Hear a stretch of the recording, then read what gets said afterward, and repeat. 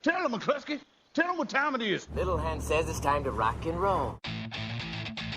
All you people are so scared of me. Come quietly or there will be trouble. Man, that's just me. I'm Batman.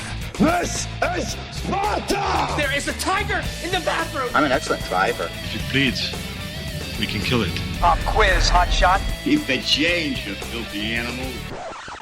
You will bow down before me, Jor-El. I swear it.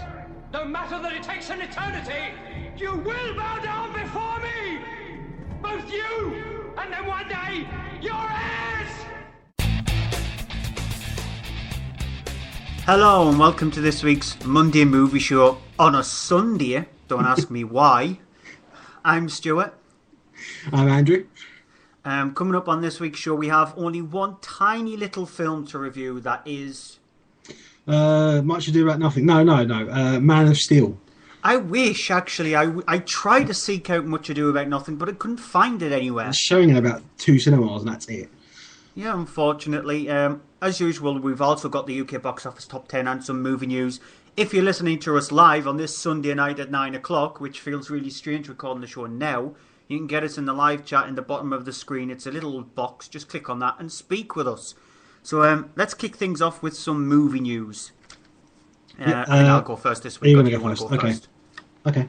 Okay, I'll go first then. Marty Noxon, who was one of the writers and producers on Buffy the Vampire Slayer, has been hired by MGM and GK Films to pen the script for the new Tomb Raider film.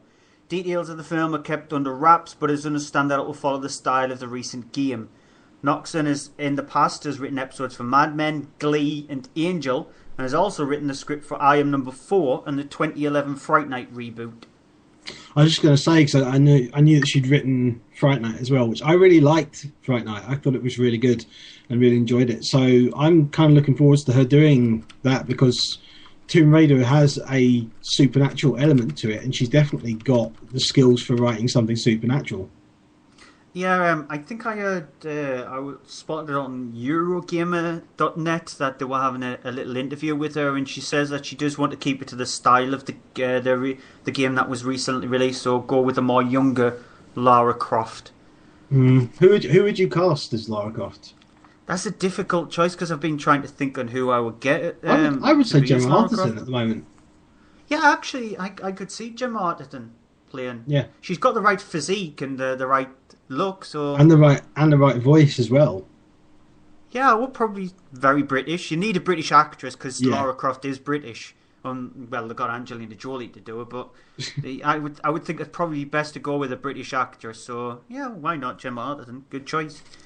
Ubisoft has set up a deal with Warner Brothers and 20th Century Fox to turn Watch Dogs, Far Cry, and Raving Rabbids into films.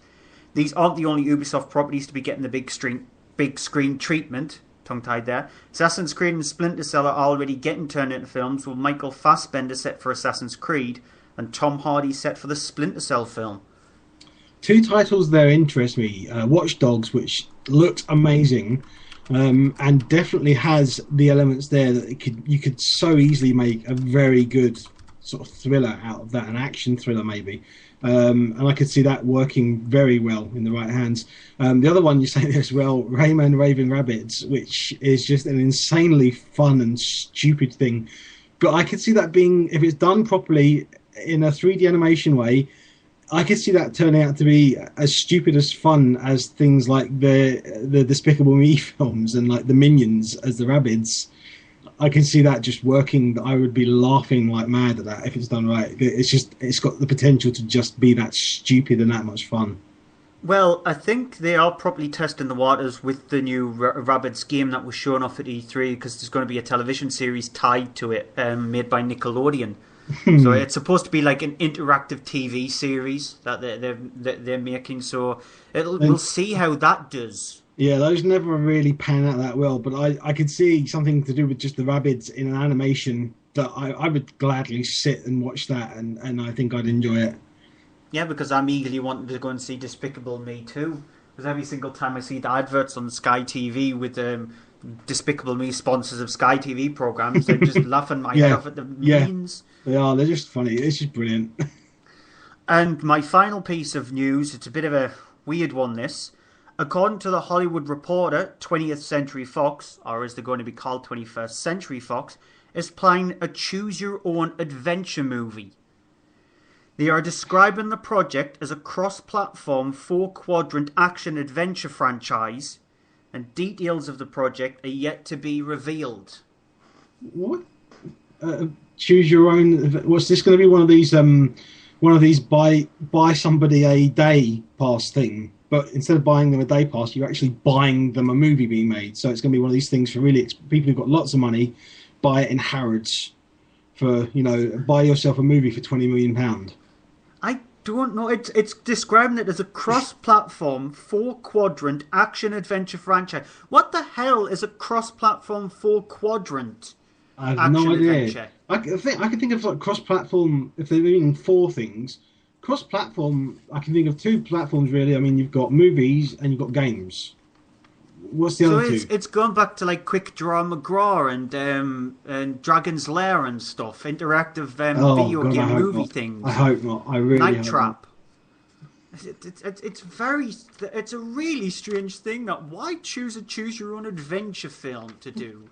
It's like Dungeons and Dragons. What you'd have to do you get given a pad or a surface or something before you go in to see the film, and then something will flash up on the screen. They'll get people to vote, and then whatever they vote on changes the film. Well, the thing is, it sounds like one of these things where they do a test screening and they get people in, and that never works out well because the test screening always ruins the film. Yeah, or somebody eats the button. Oh dear. A couple of pieces of news I've got. Arnold Schwarzenegger has announced that he intends to play the Terminator again when the proposed fifth movie goes ahead. Plans are underway by Paramount to make the next installment, which is being written by Patrick Lussier and I'm going to completely butcher this. Leta Kalogridis? I don't know. During the trip recently to London, Arnold Schwarzenegger said, I'm very happy. I could do it. I'm very happy. Oh, I can't do it. I'm very happy.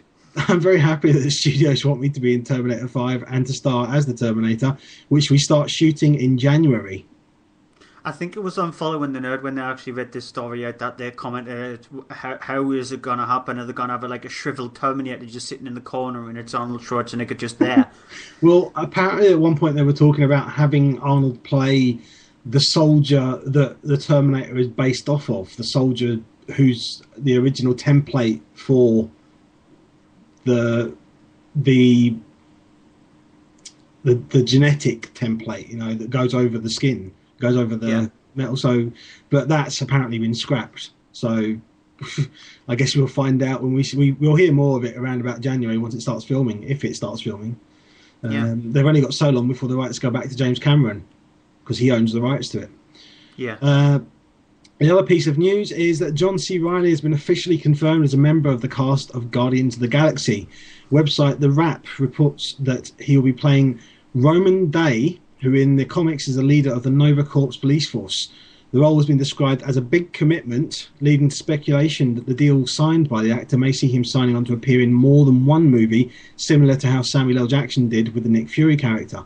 Guardians of the Galaxy is due to be released in August 2014.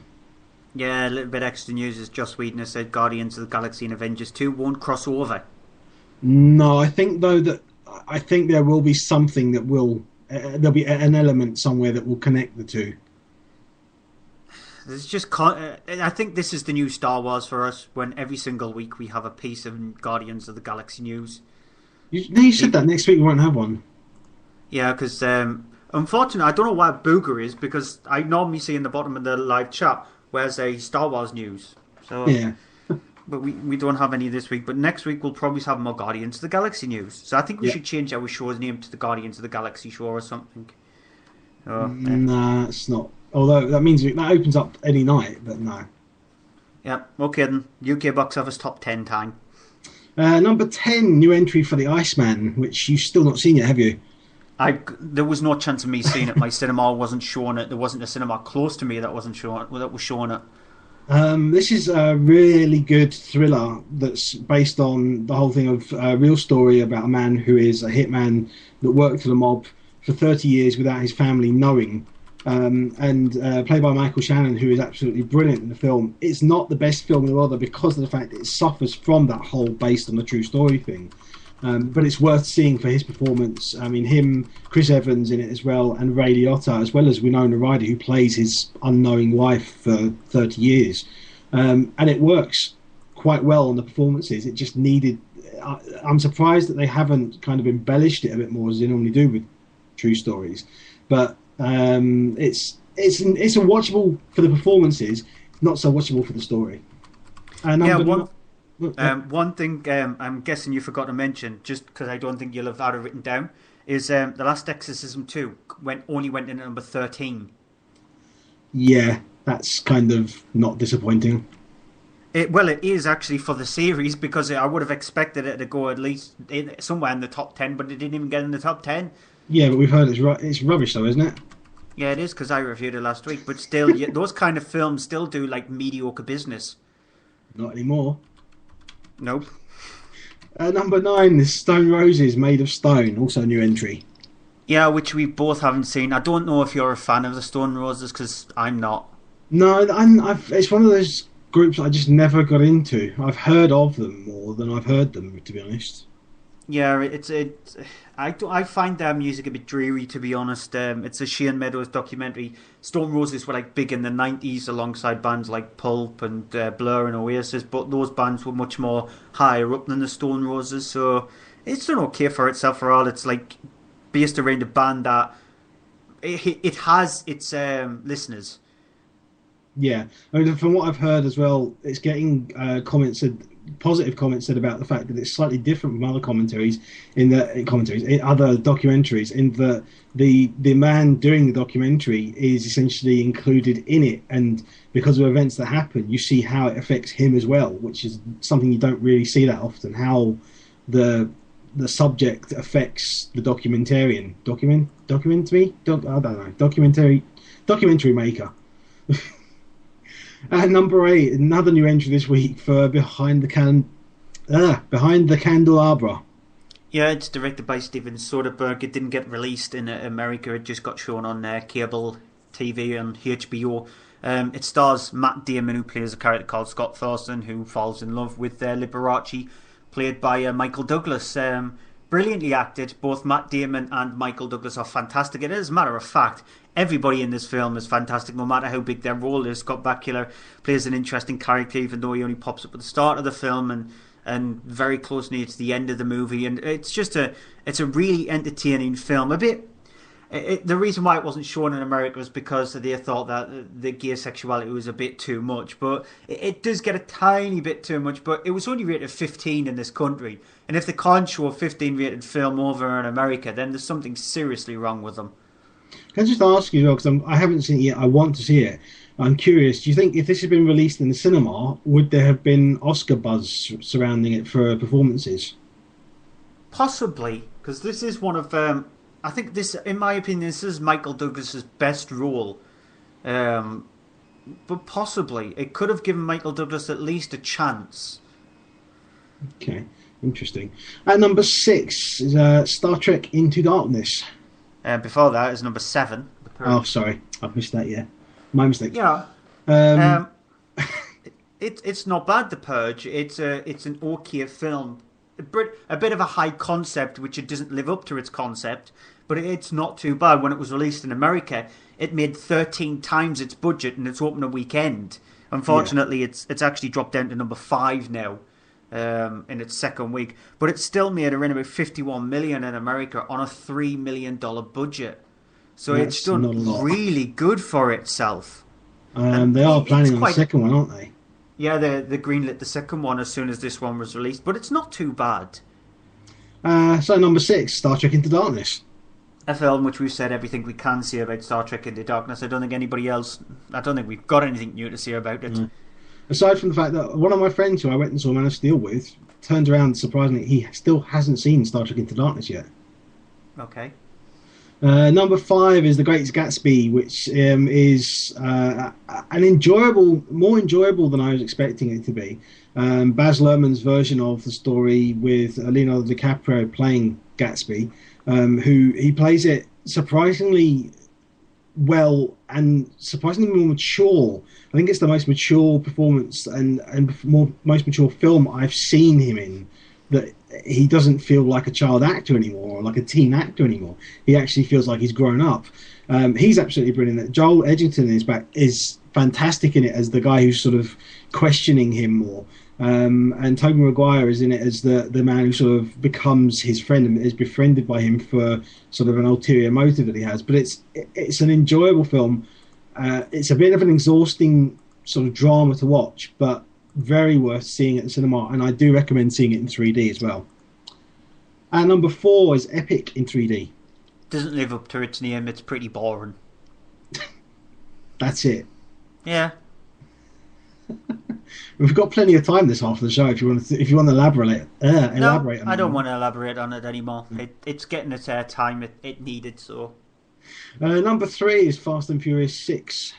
Which is not as good as the 5th one. It's still entertaining to some people. I just felt like it trudged along a little bit. It gets more and more ridiculous. I'm hoping that James Wan reels that in a little bit, but I don't think it will because it's getting bums on seats and people going to see it. Yeah, I mean it's doing all right. It's the second highest grossing film in the whole of the top 10. Only just been beat by Star Trek Into Darkness by about 1 million in total, and that's all, which is not a lot because they're both 20-odd million each. It didn't get a 3D release, did it? No, it didn't. I'm surprised. It's one of those series I'm surprised that they didn't try to retrofit it into 3D because they seem to do that with a lot, and I'm happy that they didn't. Yeah, I'm happy as well with that too. I mean, it's the kind of thing that it might work with 3D, but there's not been any so far, and this is the 6th one of it, so there's no point really. Number 2 is The Hangover Part 3. Yeah, this film series has hung over too long. It's a hangover that's gone too far. Just don't watch it. It's not funny at all. It stopped being funny after the opening credits of the first film. So, yeah, it's not a funny series. Avoid it. While I disagree about the first film, I agree with the third film. It's not as funny as the first one. It's not as gross out bad as the second one and terrible as the second one, but it's nowhere near as funny as it really should be. Which means the number 1 film new entry this week is After Earth, which is M. Night Shyamalan. M. Night Shyamalan Ding Dong. Or as it said on Radio 5 Live, M. Night Shyamalan about the last film. Well, that's true with the last one. I mean, this one isn't all that bad, as everyone's been saying. I don't think it's as bad as a lot of people are giving it very negative feedback on. It is not brilliant. It's not his worst film. It's definitely not his worst film. He's got a couple worse than this. But it looks great. The performances in it aren't brilliant. The dialogue in it isn't brilliant. And the writing on it isn't that great either. It's entertaining because it's only 90 minutes long, which means it's not a long sit and doesn't stay too long. But it's really not up to the level that it should be. Right, that's it for the UK box office top 10. We're going to an ad break, and after that we have our review for Man of Steel. Hey folks, it's Al the Bald Gamer Dude from Menage a Geek Podcast, and I'm here to ask you, what do you want in a podcast? Is it talking? Is it funny stuff? Is it two guys and a girl having a chat? Is it video game news? Is it movie news? Is it TV stuff? Is it just geek all out your ears and into your brain? If it is, then why are you not listening to us? We're on Spreaker, we're on Stitcher, we're on iTunes, we're on Twitter, all Menage a Geek. Menage a Geek. Listen to us. What are you doing, Zod? This is madness. What I should have done years ago. These lawmakers, with their endless debates, have led Krypton to ruin. And if your forces prevail, you'll be the leader of nothing. Then join me. Help me save our race. We'll start anew. We'll sever the degenerative bloodlines that led us to this state. And who will decide which bloodline survives, Zod? You?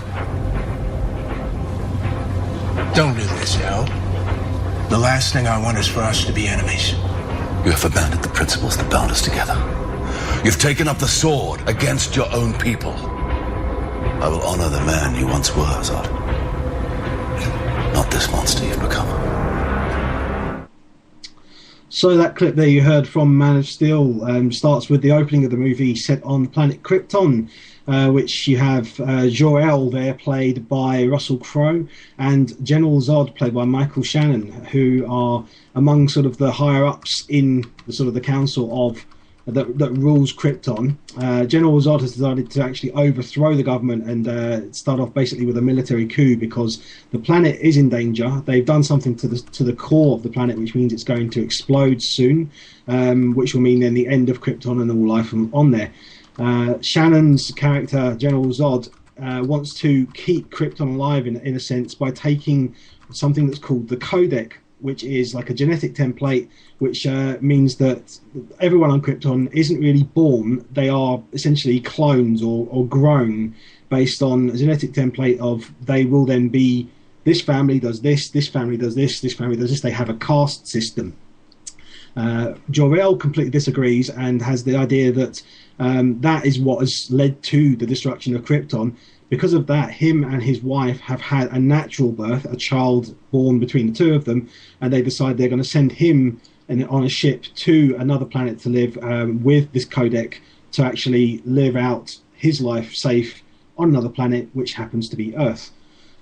Shortly thereafter, Zod attacks Jor-El. The two sort of battle, and Zod is defeated and sent to the Phantom Zone to live out his life there for so many hundred years, apparently in sort of stasis, until he can then be returned and be sort of brought back to the normal kind of person he should be. What happens then is Krypton is destroyed by this disaster that has happened. Meanwhile, on Earth, you have Clark, who has been sent in his ship, arrives in Smallville at the Kent's farm. The movie then jumps ahead 30 odd years to a 33-year-old Clark Kent who has been wandering the planet and kind of looking to find clues about who he is, all the while sort of thinking back to events in his life that have led to the present day, which show sort of his powers, how they manifested, how he has dealt with being an outsider, and how he has sort of always questioned his true nature and where he comes from. At the same time, there's also been a reporter played by Lois Lane, played by Amy Adams, who is investigating signs of a superhero who turns up and then miraculously seems to disappear after displaying these extremely amazing superpowers. She starts looking into things and tracking down where this potential person may be, and everything sort of seems to build up to that point. But then Zod arrives in a spaceship, sends out a message to the people of Earth and tells them, "You've been harbouring a man who on this planet I'm looking for. Send him to me within a day, otherwise everyone will be destroyed." So thereby forcing Clark Kent to reveal himself and take up his destiny to be Superman. Here's another clip. You let them handcuff you? Wouldn't be much of a surrender if I resisted. And if it makes them feel more secure, then... What's the S stand for? It's not an S. On my world, it means hope. Well, here it's an S. How about... Sir? So this is Zack Snyder's direction of this movie, which has been written by David S. Goyer, who is the man who wrote the Batman trilogy that was directed by Christopher Nolan. Christopher Nolan was involved in the story elements and also was a producer on the film as well, but he had nothing to do with direction. And his influence does show. If you know the Batman films, there are elements in them that you will kind of recognise similarly in this. It's, I think, very well written in parts. There's some parts where there's gaps that I think have been glossed over, possibly due to maybe shortening the running time, because at one point it's said that this was about 3 hours in length. It's 2 hours and 23 minutes in length, so there's been some trimming down, but not a lot.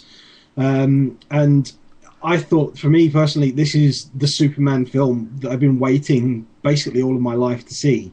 It is much more, I think, closer to the comics. There have been sort of tweaks here and there with things that they have changed to bring it up to date, or things that have changed for the better for other characters and such.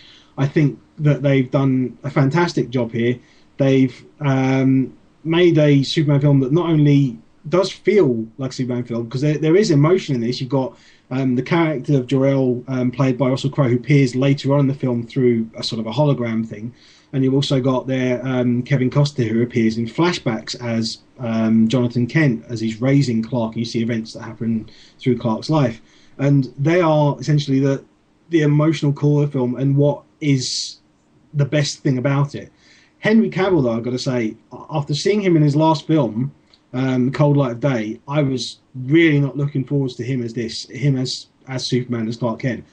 I think, though, he is absolutely fantastic in this. He gives the best performance I've seen him. I was totally blown away by him. And I dare say anyone in the film, the performance was good. I had no problem with any performance in the film. So I think it's definitely worth seeing on the big screen. See it at the biggest screen you can. I haven't seen the IMAX yet, but I'm going to guess that will be the best way to see it. And I think, there is this issue of that it has a kind of reliance towards the end as the film goes on more and more, focusing a lot more on special effects because of that's needed really to really show what happens in the film. If you tried doing it any other way, it wouldn't work. So I say ignore a lot of the really bad naysayers, because I think people are going into this with a lot of expectations and coming out disappointed. It's not exactly what they wanted, but it is pretty damn close to what a Superman film should be, I think. I don't think I'm I don't think I liked the film as much as Andy did. I did like it. I did find it better than Iron Man 3, actually. I think, in my opinion, it's probably the second best superhero film I've seen in a few years. Obviously, the first one being Avengers Assemble. Because Avengers Assemble, I think, has set the bar impossibly high. That it'll take something really, really epic to top that. Man of Steel gives it a good go. I just felt that the construct with the first 90 minutes, it's the same problem that Zack Snyder has throughout his films. Apart from, I think his most simplest film is the remake of Dawn of the Dead, because there isn't a lot you can tinker around with the storyline. The fact that the film itself is more contained than the rest of his films that he has actually done. I just think that the structure was a bit slightly all over the place in the first 90 minutes, with all the flashbacks telling and stuff like that. And I understand the way the movie has to be told, the way it has to be pushed forward. I just felt like it was on the teetering edge of going into Sucker Punch territory, where it felt like music videos stitched together. I'm glad that Christopher Nolan was there on a production role, because he reeled Zack Snyder's problems in. And I think with Zack Snyder, he needs somebody like that behind him to tell him, no, this is not a good way to do it. Why don't you try it in this direction instead? He needs somebody to help him out. I agree slightly with the people who think that the overuse of the CGI is a bit too much in the last hour of the film. Because it is slightly a bit too much, because you feel like you're being screamed at for the last hour. Like you just got somebody just shouting at you constantly, because that's all it is. It's really nice to look at. There are a few dodgy CGI moments in it, but you can let that go, because a lot of the set pieces are actually just jaw-droppingly brilliantly done, brilliantly executed. Better than actually Avengers Assemble, to be honest. So it in a way, he's actually structured them together. And the opening as well, because the fact that you don't get the name Man of Steel coming up on the screen until the end of the film, you're thinking, wow, this opening is brilliant. So you've got actually the longest opening in a movie ever before you even get the name.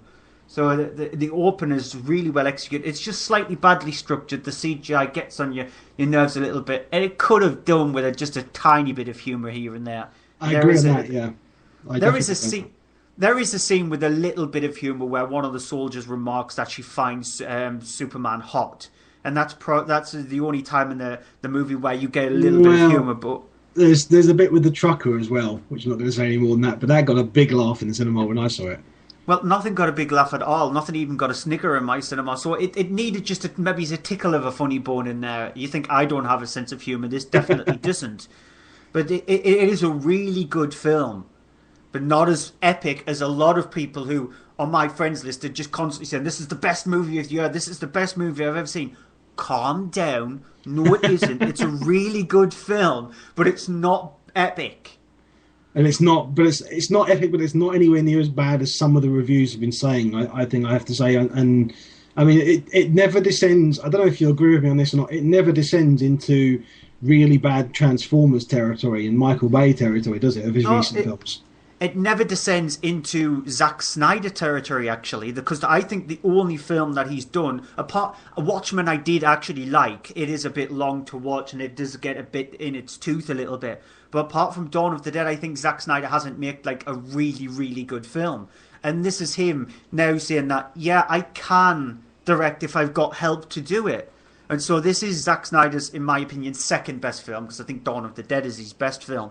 But this is his second best film, and I'm happy for the person, considering that he does get the mickey taken out of him a lot, and we've done it. You didn't like 300? The more you watch 300, the more you find the major problems with it. It's a major homoerotic film, but the more you watch it, the more you start picking it apart really badly, and it stinks like a really bad piece of cheese.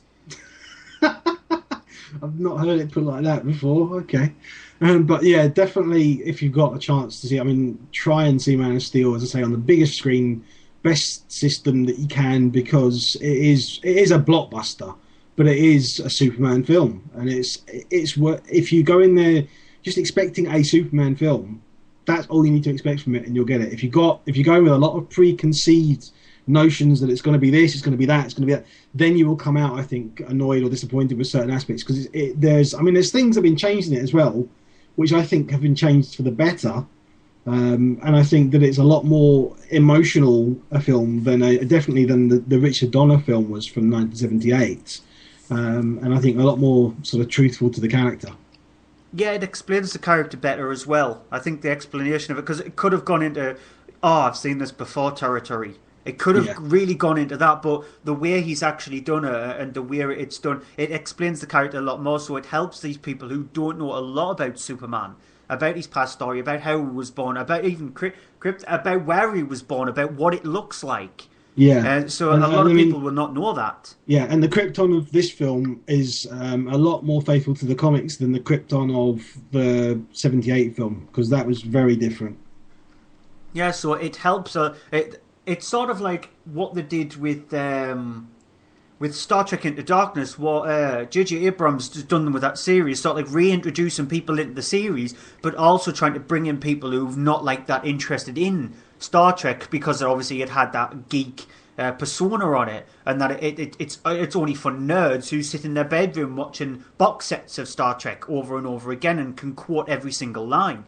But he brought that into an area where people can go, oh yeah, I've been to see the Star Trek film. It's actually really good. This is the same with this. If you said that you're a Superman fan, it's normally for like little boys or, again, nerds or geeks. But this is, you going, I went to see the Man of Steel film. It's actually really good, and it's helping it because of that.